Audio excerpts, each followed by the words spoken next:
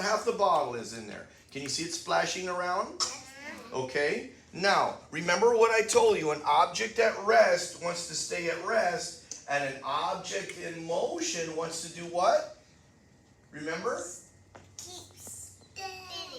It wants to keep moving. It wants to stay going in a straight line. Now watch what happens. What would happen if I took this bucket and turned it upside down? No.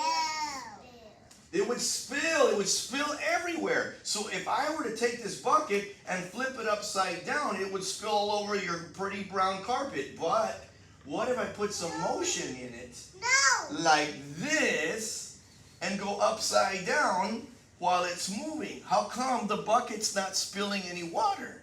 No, don't do it. Well, no, I don't want to spill the water. Your teachers will get mad at me. I'm not going to do that. But you see the water's still in there, see? I can see. I'll splash it around a little bit. Can I see? It's still there.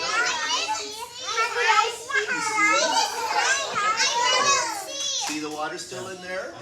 So it's still there, okay? You see right there, see? Okay, now, I'll do it again. You ready?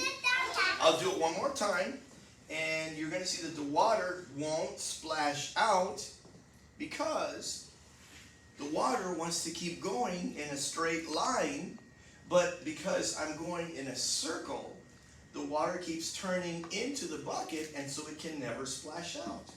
Now, if